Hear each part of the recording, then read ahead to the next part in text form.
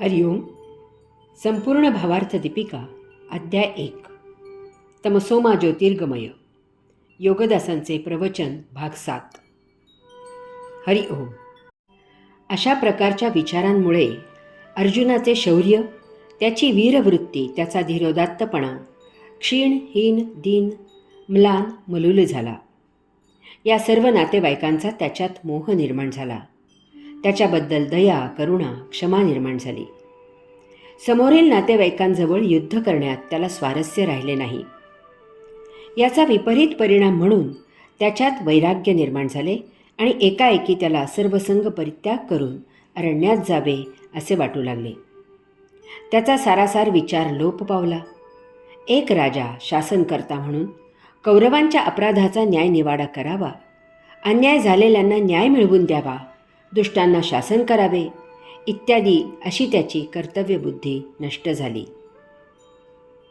द्रौपदी स्वतः सह सर्व पांडव, सर्वसामान्य प्रजा यांच्यावर ज्यांनी भयावह अन्याय केला त्या कौरवांना शिक्षा करून भावी पिढीला अधर्म, अन्याय केला तर काय होतो याचा धडा घालून देणे, कोणी पुन्हा असे करायला धाडस करू नये यासाठी याची जरब निर्माण करणे हे राजा म्हणून त्याचे कर्तव्य आहे असा विचार अर्जुन करू शकत नाही. जर कौरवांना असे मोकळे सोडले तर प्रजेवर होणारा अन्याय तसाच होत राहील, कदाचित आणखी तीव्र होईल. जनतेमध्ये चुकीचा संदेश जाईल. झोटिंगशाही, जबरदस्ती, जुलूम, अधर्म, अन्याय इत्यादी अशा अयोगिक, अनात्म, अश्लाघ्य घटनांना खतपाणी घातल्यासारखे होईल. मानवी देही मुक्त होणे या वैश्विक उद्देशाला तडा जाईल. येथे अराजक माजेल.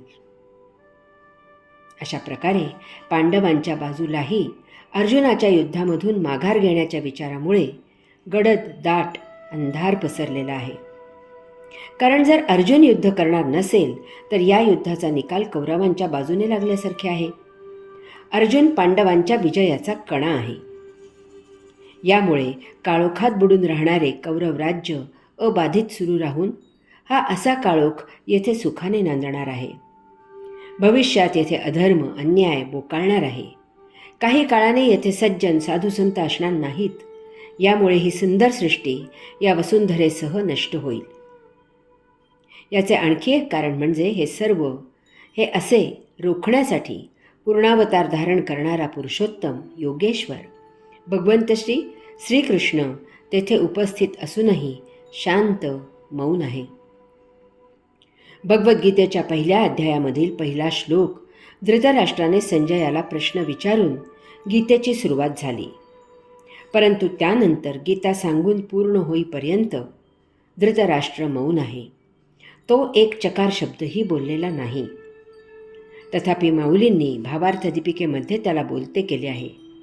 परंतु ते अगदी त्रोटक आहे. बहुतांशी तो मौन आहे. पुत्र हरणार याची खात्री झाल्यावर त्याची वाचा बसली. यामुळे त्याचे हे मौन पापी मौन आहे. परंतु येथे पहिल्या अध्यायात भगवंत श्री मौन आहेत. ते फार वेगळ्या कारणाने मौन आहेत. ते अर्जुनाला पूर्ण संधी देऊन त्याच्या मनामधील खळखळ बाहेर येऊ देत आहेत. म्हणजे त्याच्या म्हणण्याचे खंडन करून त्यावर इलाज करता येईल. वैद्य आजाऱ्याला त्याच्या आजाराबद्दल मोकळेपणाने बोलू देतात. सर्व ऐकून मग त्यावर इलाज करतात. याचप्रमाणे भगवंत श्री अर्जुनाला मोकळेपणाने बोलू देत आहेत. म्हणजे त्यावर योग्य तो उपचार करता येईल. कारण ऐन युद्धामध्ये त्याचे मन या मोहाने उचल घेणे धोकादायक आहे. काय व्हायचे आहे ते आत्ता युद्ध सुरू होण्याआधी होऊ दे.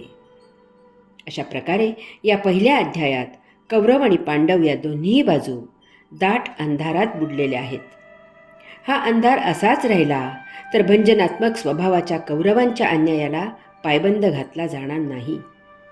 तथापि यामधून मार्ग निघाला तर पांडवांचे सृजनात्मक राज्य सुरू होईल आणि जनतेला धर्माचे, न्यायाचे राज्य मिळेल. तथापि या अध्यायामध्ये तरी यामधून काही मार्ग निघेल असा एकही प्रकाश दर्शवणारा अंधुकसा, कवडसाही येथे दिसत नाही. अशा या काळोखातच हा पहिला अध्याय येथे संपन्न होत आहे. हरि ओम.